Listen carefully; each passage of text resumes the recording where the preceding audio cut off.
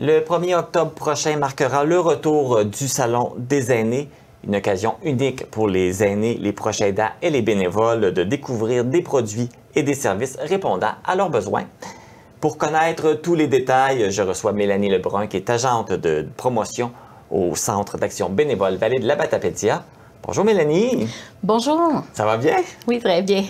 Donc, on parle du Salon des aînés qui a été pendant plusieurs années absent. C'est un beau retour. Et ce qui est intéressant, c'est que c'est le Centre d'action bénévole qui a décidé de ramener l'événement. Oui, tout à fait. Donc, le but, c'était vraiment, avec tous les services qui sont offerts dans la vallée, de réunir les services, principalement, dans un seul endroit.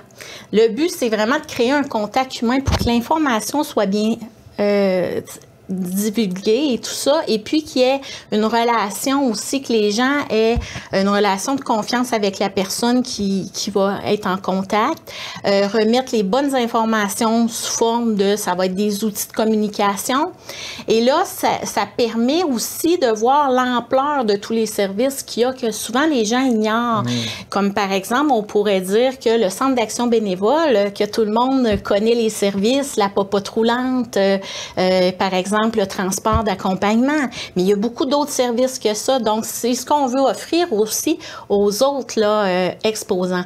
Donc, on aura quand même 35 exposants. Oui, c'est ça. Fait que avec 35 exposants, ça montre qu'il y en a des services, là. C'est sûr que les gens ne connaissent pas les 35 exposants. Donc, mais c'est de tout. C'est pas juste au niveau de la santé, là. Il va y avoir les exposants, représentent tous les niveaux. Oui, donc on parle des institutions, on parle des organismes et aussi des entreprises qui offrent des services aussi à nos aînés. Et puis, tu sais, on cible beaucoup aussi l'environnement, donc c'est pas seulement les proches aidants, les bénévoles, ça peut être aussi les étudiants qui veulent aller dans le domaine social, aller en gériatrie, ou donc, tu sais, qui peuvent aller chercher de l'information, voir quel type de métier qu'il y a aussi, parce qu'il va y avoir des intervenants qui vont être sur place. Donc, ça va être quand même assez diversifié au niveau du salon. On a d'autres choses aussi là, qui vont être présentées. Là. Comme tu le mentionnes, oui, c'est le salon des aînés, mais n'importe qui peut y aller. C'est ça, c'est ouvert à la population. On va avoir des informations, puis mieux comprendre aussi peut-être les aînés, ça va aider les gens là-dessus, à ce niveau-là. Oui, également. parce qu'il y a des jeunes qui veulent faire du bénévolat, puis il y a plein d'opportunités. Donc, il y a du bénévolat aussi, pas seulement dans nos organismes. Nous, on fait du référencement aussi. Il y a des bénévoles qui viennent nous voir, on réfère à d'autres organismes de la vallée aussi, là, dans les besoins qu'on a. Puis des besoins sont grandissants. J'ai mentionné que ça va avoir lieu le 1er octobre. Et comment ça va se dérouler, cette journée-là?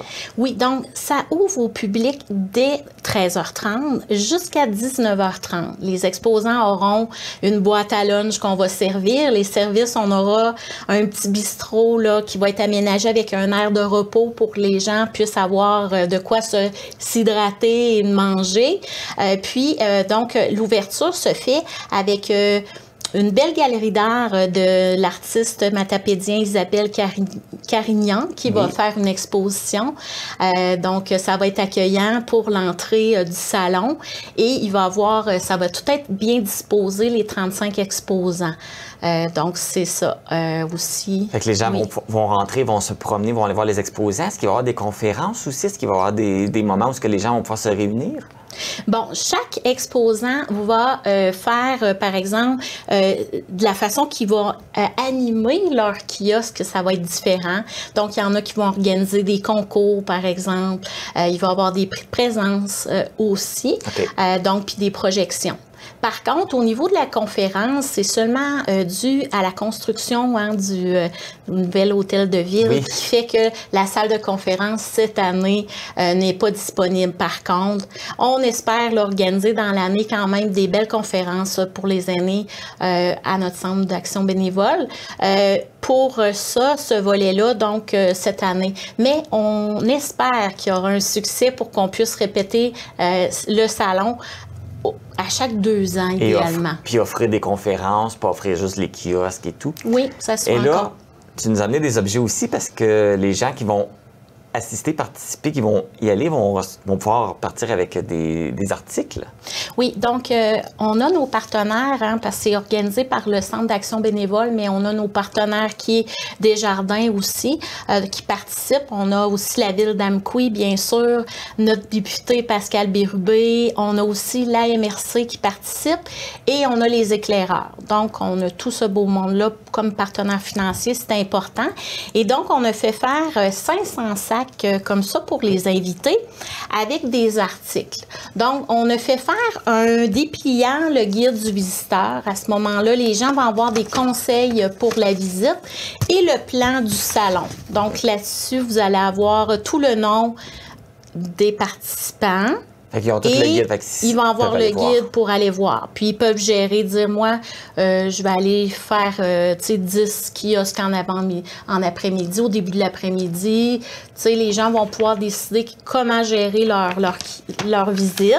Ensuite, on va avoir un crayon et aussi des notes post-it là, que nous, on fournissait avec Desjardins pour que les gens puissent prendre des notes. Parce qu'on veut que les gens socialisent ensemble aussi et qu'ils prennent contact ensemble. Pour prendre un numéro de téléphone en note, prendre des informations, oui, exact. Parce que c'est des échanges qu'on espère que les gens vont revoir des personnes que ça fait longtemps qu'ils n'ont pas vues. Et ici, ça, c'est pour mettre une carte bancaire, par exemple, sur notre téléphone cellulaire. Okay. Donc, ça colle. Et puis, Desjardins, c'est eux qui nous ont fourni ça. C'est un petit cadeau, là, quelque chose de pratique qui peut faire qu'au lieu d'apporter, par exemple, un sac à main qui est plus lourd, on pourrait coller son téléphone avec une carte tout simplement, donc pour alléger là, durant la visite. Donc, des beaux outils qui sont remis, fait que on pourra faire le tour, prendre des notes, ramasser l'information. Et ça se termine en soirée? Oui, à 19h30. Okay. Donc, par la suite, là, nous, c'est ça, les exposants, on va terminer.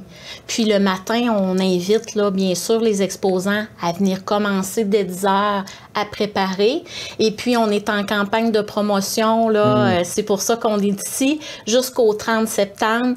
Et on souhaite les exposants participent aussi à la campagne parce que le succès, on a un succès, en fait, d'avoir tous nos exposants. On avait un maximum d'espace pour 35, donc ça, c'est un beau succès pour nous d'avoir trouvé 35 exposants. Puis c'est gratuit. Et tout est gratuit pour les visiteurs également. Okay. Pour le bistrot, c'est à faible coût pour rendre ça accessible à tout le monde. Parfait. Puis, dans notre campagne, c'est ce qu'on fait. C'est qu'en fait, on va animer ça beaucoup sur les réseaux sociaux, dans les médias. On a aussi les affiches là, qu'on a fait préparer, qui vont être dans tous les commerces. C'est le succès, ça va être la participation aux gens, de faire connaître l'événement aussi, les médias et les exposants.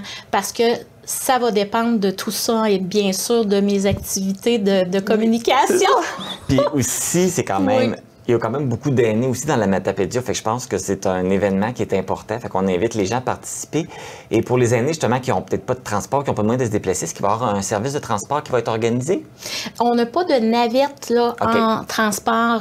Ça pourrait être à l'avenir, par exemple. Si on voit qu'il y a un beau succès d'événement, on pourra l'organiser à ce moment-là. Mais on a toujours notre transport bénévole qui est offert, puis les bénévoles vont être disponibles aussi pour ces transferts-là. Ils pourront en même temps accompagner une personne et faire le tour du kiosque en même temps. Bon. Mélanie Lebrun, merci beaucoup. Bien, on merci va vous souhaiter un beau succès. Je pense que ça va être un très beau salon. Il y a des belles informations à aller chercher. Donc, on invite les aînés à y aller parce qu'on aimerait ça que ça revienne les autres années. Oui, je pense que ça va être important. Ça permet à tout le monde de pouvoir bien communiquer. Puis, on espère. Le but, c'est d'améliorer la qualité de vie de nos aînés. Hein. C'est important. Oui. Merci. Ça fait plaisir. Merci à vous.